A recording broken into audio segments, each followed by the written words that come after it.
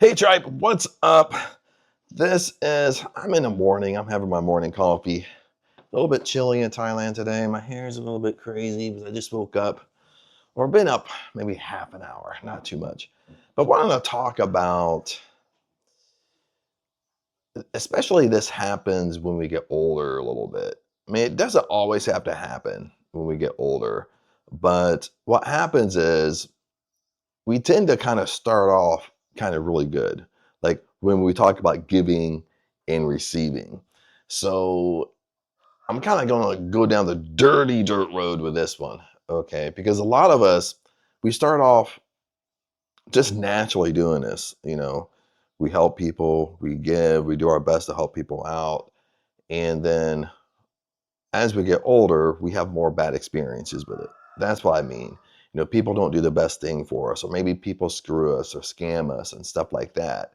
And we tend to, it doesn't have to be a certain age, but we tend to basically hit this point where it's like, okay, I'm gonna stop.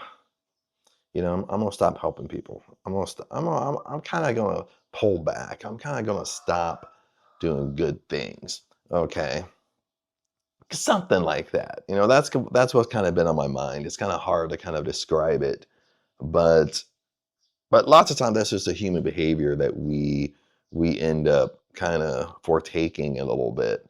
Um, so let's chat about that for a second, because there's several things going on here that might help you out if you feel like you're falling in that trap. Because the whole point of being that most successful version of you, when we talk about identity, we talk about manifesting, law of attraction, law of assumption, whatever, it's when you talk about the laws of the universe, it's the concept of the more you give, the more comes back. You understand? The more you help people, the more it comes back to you. You understand what I'm saying? Even there's even like a great success principle around this. Even, I mean, all of them said it, but one of the ones that said it was Jim Rohn. Okay, and almost in every speech he would give, he would say something like this: that if you help enough people get what they want, in turn, you will get what you want. You understand? It's that core principle of what you put out has to come back to you. You know what I mean? If you put out good, good has to come back to you. You reap what you sow. It's kind of on that principle. But I think we lose it along the way. I think not all of us, okay, not all of us do this, okay, but probably a lot of us fall in this trap. And I know people who's, you know, has fell in this trap where they don't want to help anybody out because they've gotten scammed before, so it's like they just stop. You know what I mean? That's not the way to do it, because what you're really doing is you're stopping that flow of good coming to you. You understand what I'm saying? So let's talk about a couple things here. Okay. One is, remember, you're not in control of another person. Bottom line. Okay. The only person you're in control of is you. Even if you have a significant other, even if you're married, the only person you're in control of is you. Okay. So you have to pay attention to your own energy. And listen, let somebody else's shit be their shit. Okay. Don't let their consciousness kind of come over to you. You understand what I'm saying? You have to separate it. Okay. Uh, that's why I kind of really love, you have to let other people's shit be their shit. Okay. It doesn't matter. No matter if they scammed you, schemed you, no matter if they didn't do the best thing, no matter if they took advantage of you. Okay. That's their own junk to deal with in their own consciousness. You understand? Because they're not doing the best thing. Okay. What you got to do is you got to forgive it, and move on. Okay, now I don't mean you forgive and you still hang out with a person, you know what I mean? But you forgive the situation, because when you harbor these negative experience you have by other people, you harbor these scams and schemes, you harbor it, you're linked to it. That's what you have to understand. And what I'll do in this video, I do have a wonderful video on forgiveness. I'll try to link it in the description for you. So I really go deep in that video. Um, that's a great video, by the way. uh, that's what you have to understand is you're linked to them. Okay, you're linked to them in consciousness. So what you're doing is it's dragging you down to that lower consciousness. And listen, I'm going to quiz you here for a second. How does manifesting work? When we're talking about vibrations and frequencies, we're talking about lower consciousness. How does manifesting work? Hmm? You manifest on the level of consciousness you're on. Ha. So if you're linked to them in consciousness, they're putting you in a lower consciousness because you have unforgiveness in there. Okay, it means you're manifesting on that frequency. That's why almost literally, guys, like literally almost every spiritual teaching, the Bible and so forth, if you're Buddhist, Muslim, every spiritual teaching talks about forgiveness. Okay, in the core principles. Okay, you know what I mean? That's why they talk about it. Is because it links you in consciousness to them if you don't forgive and move on. And what I love when we talk about forgiveness here, I'm gonna move on here, but one of the things I love Neville Goddard said, he said this in the Pruning Shears of Revision. He said, true forgiveness is forgetfulness. I love that. True forgiveness is forgetfulness. You know what I mean? When you really forgive somebody, you 100% forget about the whole situation. You forget about it. Okay. The fact that you can recall it, the fact that you can remember it, the fact that you keep on talking about it, you truly haven't forgave it. Because listen, true forgiveness is forgetfulness. Okay. And this comes from source too. Like when we talk about, I don't want to get off on a tangent, when we talk about God, source power, when we talk about forgiveness on a consciousness level, on a God level, that's how it really is. Like when God forgives you, he totally forgets. It doesn't harbor in his mind. You know what I mean? Where he can recall it when you did something bad again. You understand what I'm saying? So that's one thing what we got to master. We got to start mastering that. We got to separate. We got to just only focus on us. And I know this is easier said than done. It's easy to talk about this stuff, but it's hard to do it when we're actually going through something like this. Is we got to separate. We got to be able to just focus on me, focus what I'm doing. Yes, it sucked to go through this situation with this person, but we have to understand that's their junk to deal with. That's their shit to deal with. Okay, that's in their consciousness, not mine. Okay, that's one thing. Okay, the second thing is once we do that, we can't let a situation, a circumstance, we can't let another person, when they don't do the best thing for us, we can't let that make that ultimate decision for us that, well, we're going to stop helping people. We're going to stop doing good. And I know I'm kind of being a little bit more blunt with it because I'm tired. Okay.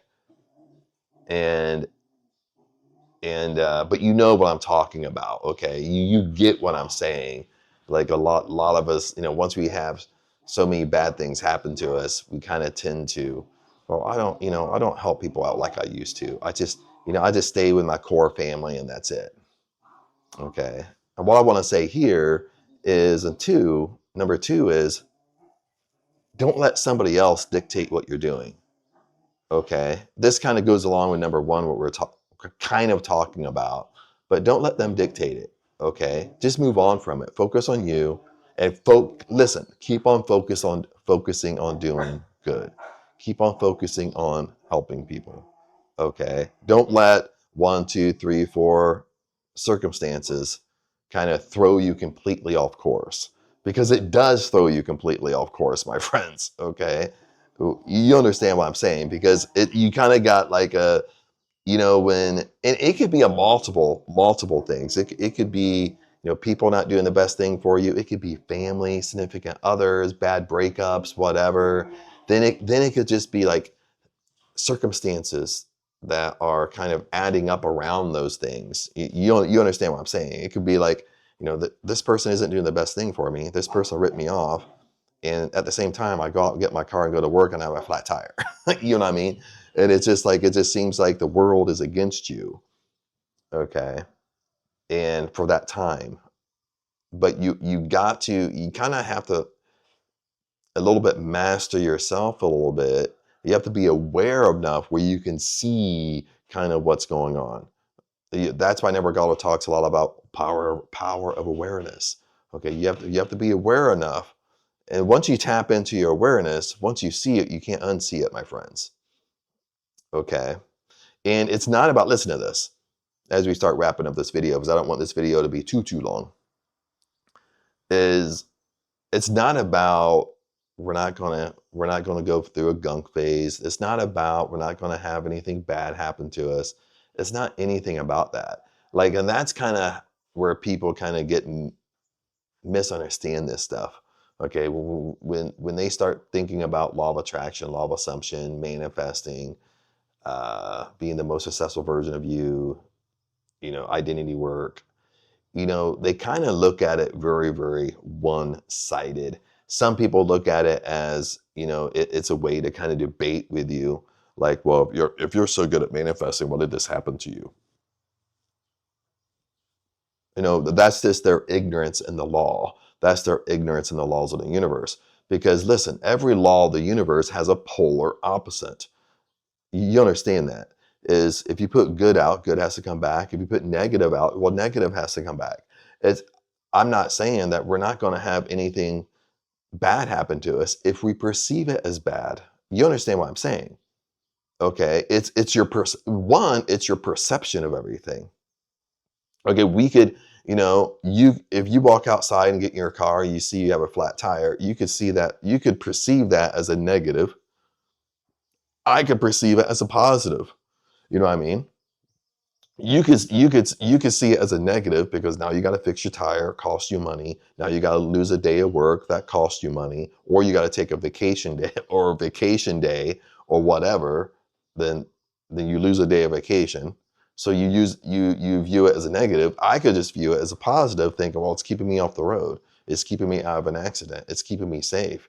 You know what I mean? It's really your perception, what you're going through. Okay. And lots of times, it's not like it's a test that we're going through, but sometimes it's like a test. Like when we're going through something, do we kind of basically, does it stop you in your tracks and you focus on it? You focus on what you're going through. Okay. Or do you just handle it with no emotion and walk around it and continue on with your life? You see, that's what we should be doing. You know what I mean? That's kind of if you think about it here for a second, that's how that most successful version of you honestly would handle most of the situations that's going on in your life. That's how, you know what I mean? Think about it for a second. Like if you're going through something right now, just sit back and ask yourself, how would the most successful version of me handle this? And just sit back, kind of play this as a game. Go inside your imagination, just ask that question and kind of start having fun with this and kind of see what you come up with. I mean, most of the time, that most successful version of you, yes, they deal with it, but what you'll find is they'll bring no emotion around it and they just deal with it, move on, forget about it. Okay. Like I'll give you a prime example of this is that in some of my videos, I don't talk about a lot, but some of my videos, we just put up out front here. I just built, I didn't build it, but I paid someone to do it. We put up a driveway gate. We kind of finished the front wall before we finished everything around the house because we wanted to put up a driveway gate first because we got the puppies running around. So we kind of do anything backwards. So long story short, I don't want to tell you the whole story. Long story short, I hired a contractor. I saw his work. I saw the one I wanted him to make for me. Okay, he made it. The people referred me over to him, and and lo and behold, it didn't come out like I expected. For one, I'm trying not to talk about it because sometimes I'm trying to just get it out of my mind. He didn't even follow the flippin' design I wanted. It's a different design. He didn't even follow the design. He didn't treat the metal because I'm in Thailand. Okay, so things rust really quickly here. He didn't protect the metal. So, 3 days after it was done, it rained and started to rust. Okay, he used really cheap screws and bolts. So like even the bolt heads are popping off. So he used cheap ones. So we gotta he then when he painted it, he didn't he watered down all my paint. I bought really expensive paint. They watered it down. Okay, they watered down the paint that they painted the cement wall with. It changed the color. That's how I know they watered it down, because it changed the color. And just all types of things were wrong with it. And it was expensive. It was like I spent like $2,000, like $2,000 in Thailand. You know what I mean? Up in a village. I mean, that's a lot of money up in a village to spend. Okay. And I was pissed off.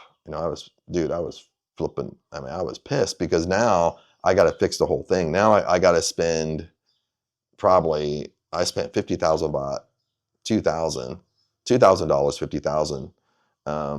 Now I gotta have someone come in and fix it, go up to Surin City and take it to an actual company, and they'll probably come pick it up, tear things out of the cement, and redo everything.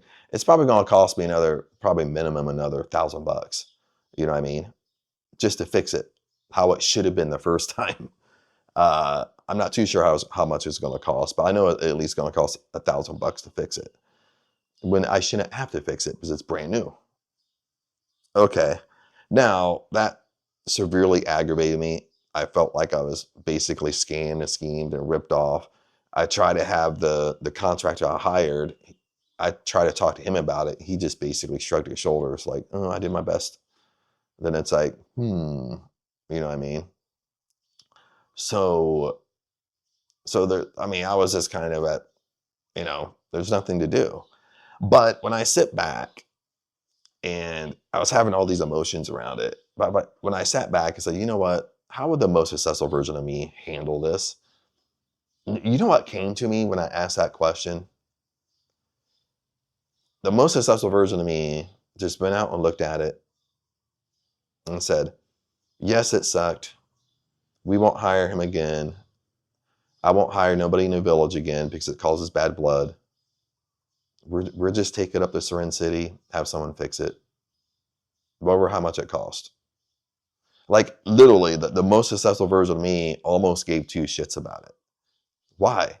Because the most successful version of me is a multimillionaire. Okay. Yes, it stings a little bit because someone violated your standards and boundaries, but the most successful version of me kind of just fluffed it off, kind of just looked at it as, okay, I learned my lesson. I'm not going to hire nobody in the village again, no matter how good they are. I'm going to stop that right now. Okay. Of course, I'm not going to hire him again. And we'll just go up to Surin City, look for a company that's under contracts and stuff like that, and just have them come look at it, have them remove the gate, remove everything, then take it up and fix it and bring it back and install it and just call it a day. There was literally like almost like no emotion around it when I was like in my imagination kind of viewing this.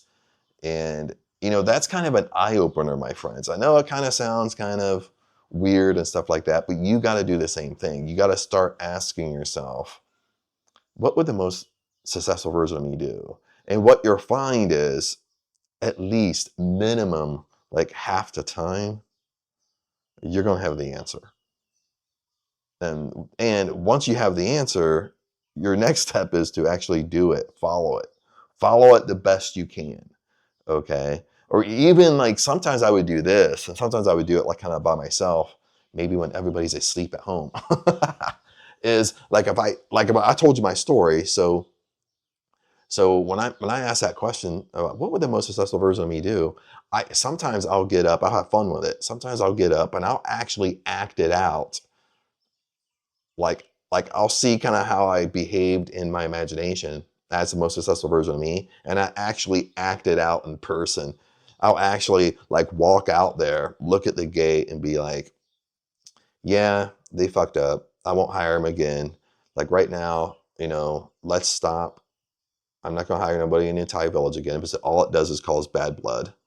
When you're around, when you're living in a village, you're living around everybody. You know what I mean? It causes bad blood. It causes bad blood for Aang, because Aang most of the time knows the people and grew up with them. So it just causes bad blood all the way around. So then, we'll just take it up, get it fixed. So what? Okay. Yeah. So what if it costs another $1,000? So what? Okay. I make $100,000 a month. So what? I mean, $1,000 to $100,000 a month. That's it. That's like pennies. You know what I mean? So what? Sometimes I'll do that. Like I'll literally act it out what I've seen in my imagination. Okay. Okay. Now, like I said, sometimes I do it in private. Maybe when everybody's sleeping. So they're like, dude, Chad's kind of crazy. Chad's kind of wacky a little bit. Is Chad okay? Someone's seeing me do it, like walk out and I'm by myself and having these imaginary conversations. They go to Aang, be like, is Chad okay? I see him talking to himself. But it does work, my friends. Even though I'm kind of being funny, all seriousness, it does work. But anyway, tribe, YouTube fam, let's wrap this baby up. I'm on a different phone. I'm on the newer phone. I think I don't know if iPhone 16, 17, whatever the one's out. So sometimes it records at a higher gig. So I just have to be careful about that. It's because it's hard for me to transfer things back and forth when it's a high gig. But anyway, to kind of wrap up this video, the whole point of this video is focus on you, still focus on doing good. Okay, put good out, put as much good out as you can, because good will come back to you. Okay, if you get in bad situations, bad circumstances, people don't do the best thing for you. Okay, ignore them, but that's their own consciousness. They got to deal with it, not you. You've done the best thing. Even in a gate situation, I did the best thing. And that's 100% true. I did the best thing. I still paid him. I still gave him a tip, which was before I noticed everything. You know what I mean? Okay, even when they came over here and work, probably every other day, I was giving them drinks or food, or at the end of the day, I would buy them a beer. You know what I mean? So that's what's more important, is that, are you doing the best thing? And because when I think back, it's like, yes, you know what? I did do the best thing in the gate situation. I didn't take advantage of them. I didn't screw them. I treated them nice. I even gave them a tip, and stuff like that. I fed them every other day, because they were out here for like 2 weeks. You know what I mean? It took like 2 weeks to do.